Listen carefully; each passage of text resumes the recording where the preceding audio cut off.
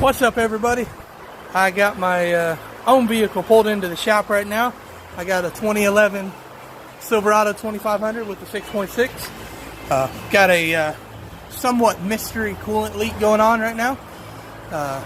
Doesn't appear to be head gasket related or anything. You know, you read a lot of posts on these and everybody, it's either the fuel pump or the head gaskets that are bad on it, but I have no issues whatsoever except just a strange coolant leak when it's sitting at idle or parked, shut off.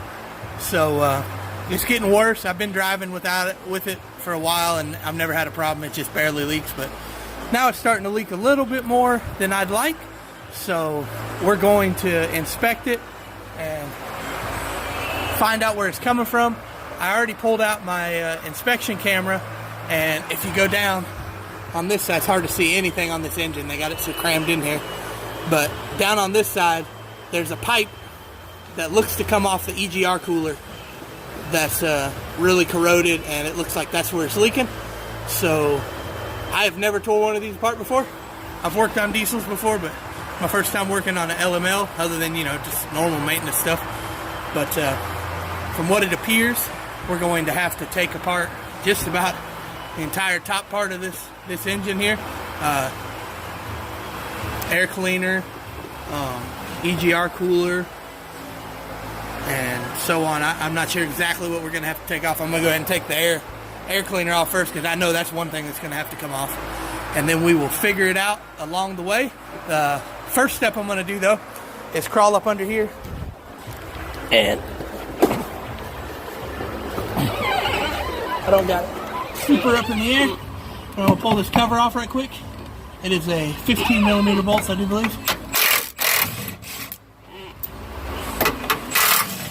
we can get to the radiator. So we can go ahead and drain this, because you will have to drain the entire cooling system.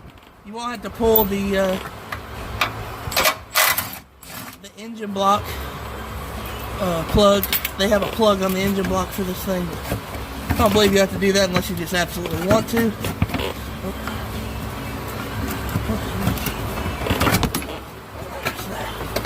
Alright, so now that we got that out of the way, look in here and see if I can point it out for you. And if you've replaced your radiator, there's a good chance it may not have a drain plug. I'm about to put my phone down for a second. I will let you know when I find it. Alright guys, so I found the only way to drain it is low radiator hose. I'm not sure if it's been replaced or it's never came with one. So it's basically just got a big C-clip, E-clip, whatever you want to call it, that pops off the radiator hose. If y'all can see it or not, there's the radiator hose. Once you pop that clip off, you just got to twist it a little bit. Pops right off. Try not to make a mess. I didn't make too much of a mess. I got pretty lucky. So this isn't going to be one of them detailed videos like I normally put about pulling engines and stuff. I'm just going to show you what I find, and hopefully it helps somebody. Definitely always remove your radiator cap before you start messing with cooling stuff. That way all the air pressure gets released. Don't do this hot. You'll get yourself burnt. And also disconnect the batteries. I already got that taken care of. So I'm going to go ahead and get this air box pulled off and then get an idea of what I got to pull, and I'll be right back.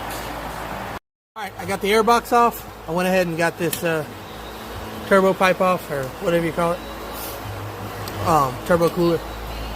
And the next step, I believe, I could be completely wrong about this, but I'm not a super diesel mechanic or nothing. Mainly work with gas engines, but it's all pretty much the same. So we're going to take this off to get to where I saw that pipe. We're going to need this off and possibly this. I'm not sure if I can get this off super easy or not. I haven't got down in there yet. But we're going to start with this. This is part of your turbo. I guess this is part of like the up pipe or something. So we're going to go ahead and take this off. It's just got some connectors. Got a pop that back off. It's got a little battery cable right there for the electronic throttle. Right there. Let's take that off. Looks like a 10. Got some clips needs to come off right here. Another connector, and then some 13 millimeter bolts. Be easy with these because I have read that some of them can break off. We'll get this off, and then we'll see what the next step is. Alright, so I got the intake, whatever you want to call this out, the pipe, turbo cooler pipe, whatever. And don't judge me for not knowing all the terminology, because like I said, I am not a diesel mechanic. But hey, you got to learn somehow. So now that we got that off, I still can't see the leak. The leak was like right down in this area somewhere. So it's gonna be hard to see anyway, but there's a rusted out pipe down there somewhere. I believe it's on this EGR cooler. I'm worried I'm gonna have to buy the EGR cooler, and that's like $600. I'd really like to avoid that if I can. But I mean, I gotta do what I gotta do. I gotta get my baby back on the road. So from what it appears to me, we're not getting this off until we get this off. And to get this pipe off, which is part of the EGR, you got two 13mm bolts there, and 13mm bolt there, and then two more 13mm bolts right there, and it looks like that'll slide right out. Use caution on these bolts, because these are the ones that are rusted, and I've heard bad horror stories about breaking some of these bolts off. So you know, spray some PB on them. Do what you gotta do to not break them, because then you got a whole nother nightmare on your hands that you don't want. So I'm gonna get that off, and then we'll work on the next part. So I got this exhaust pipe removed. Just had two bolts on that side, two bolts on that side, a bolt in the middle. I also had to take, there was a metal bracket right here, bolt somewhere right in there. Had to get rid of that one in order for it to slide out of there. So our next step, and we might be able to see our leak after this one, is to remove this part of the EGR cooler. It involves taking these four bolts out, which that bottom bolt down there looks to be a nightmare if there is one. There might not be one, but if it is, that's going to be a nightmare. And then there's four bolts on this side, a bunch of connectors here. It's all around, just look for connectors. And then you got a coolant pipe right here, and I think that's it. That's all I can see. There may be something else that I can't see, but I can only work with what I can see. So we're going to take that off and see if we can't maybe see this leak. So I will be right back, and I'll let you know what I find. Alright, so I got this part of the EGR cooler off. It had another coolant pipe on the back. Those bottom two bolts were tricky on both sides. This side wasn't too bad. What I ended up doing, I took the serpentine belt off, and I took the bolts out of the air compressor and the alternator, and I just kind of slid them forward out of the way. That way I could get to those bottom bolts. Right, let me get this one before I forget about it. And don't even try most of these bolts with a magnet, because most of them are aluminum bolts, at least on mine. So there's that. And then I got all that off. That was all there was to that. And then I also got the turbo inlet pipe. It's just got a clamp. See right there? It is a 12mm bolt. Goes down on there and you loosen it. And it's a little tight getting out of there. You're going to think it's not going to come out, because if you can see, it's really close to this intake part right here.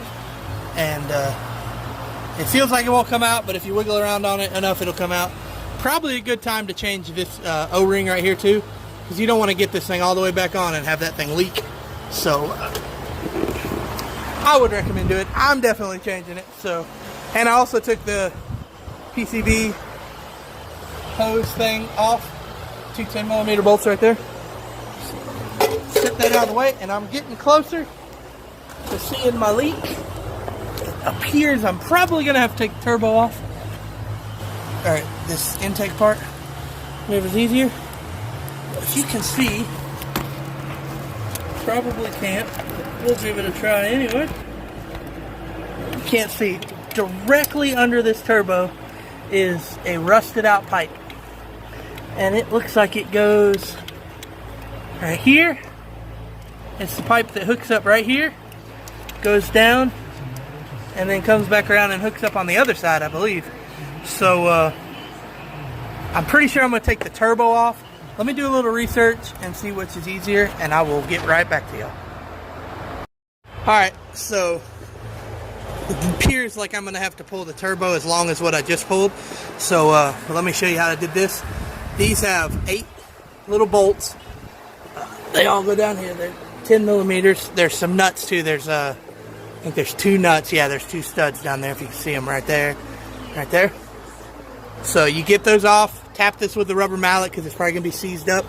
And then you just pop that off. It slides right out of there. Super easy. Now we're going to have to get the turbo off. To get the turbo off, we're going to have to remove these oil cooler lines right here. There's one here. I can't remember if there's another one on the bottom or not. But we're also going to have to remove these clamps. This can be kind of tough to get off. I feel like they put glue on them at the dealership or something. So I have to get that off. And let's see. Looks like this hose pipe right here. This is another coolant line right there. It must be for the turbo. That's what it appears like anyway. Or it goes back there somewhere to the EGR or something. Sensors. You want to get these sensors off. And that clamp, these lines, and you should be good. There's that's a coolant line right there. I don't know why I said oil. Just take that off. Take this line off. We'll get it off. I'll show y'all everything that I do once I get it off. But let me zoom in here for you. I know my lens probably ain't the cleanest. Let me find my flashlight here. Get a little bit brighter for you. Also, while you're here, it's good time. I do know a little bit about turbos. Good time to check your turbo for any in play. This one don't look terrible. I've seen worse. Most likely it's probably been replaced. Pull on it, make sure there's no free play. Make sure it ain't going the wrong way or not going wobbly or anything. Looks pretty good. So right here is the culprit. I don't know if you can see that or not, but that is completely rusted out, leaking like crazy. It goes from this hose, and it may actually end up going into the back of this turbo. I'm not sure. So I'm going to get this off, and then we should be able to get full access to that hose and get it fixed. It's not really that hard. It's just a lot of bolts. So I'll be right back. Alright guys, so I have found the culprit. It is this turbo cooler pipe. I don't know if it's inlet or outlet. I'll have to figure that out on the website when I go look up for a part. It appears, I thought it was rusted out down here. I cleaned it up and it was just residue. It don't look like it's leaking here. But if you look at this pipe, it's dirty all the way down. It almost looks like this is leaking. And it may even be this gasket. I'm going to get a whole new pipe. I'm not risking it. But if you look at this gasket real close, my camera's in there. See, there's black all the way around it. Then there's a little groove right there. I believe it might have been leaking right there. So I got this out. But there was a bolt, a little 10 millimeter bracket down there right at the bottom of the turbo. Another bolt right there, 13 millimeter, hooks onto that. There's a hose, a little rubber hose that hooks here right there. And then to this side, I'm going to replace that hose, obviously. And then along this side, it's going to be really hard to see. But there's a, that's where the bolt goes on this side. That's where the big one goes up. It goes up kind of like this. So it was a little difficult getting out. I had to, hold my tongue the right way. But once I got it out, it was good. I ended up not having to take the turbo off. I started taking everything loose. But there's some stuff on the back you got to take off. I really wasn't feeling it. So I did have to get this off it regardless. So that helped me out. So I'm going to order a new hose or a new pipe with that gasket, hopefully, and put this back in. And we should be good to go. Thank you for watching my videos, guys. And I greatly appreciate it if y'all subscribe. If you haven't yet, if you have subscribed, hit that notification button at the very bottom of the screen. And that way you can stay up to date. I got several videos coming up here soon. So stay tuned, and we will be back very shortly.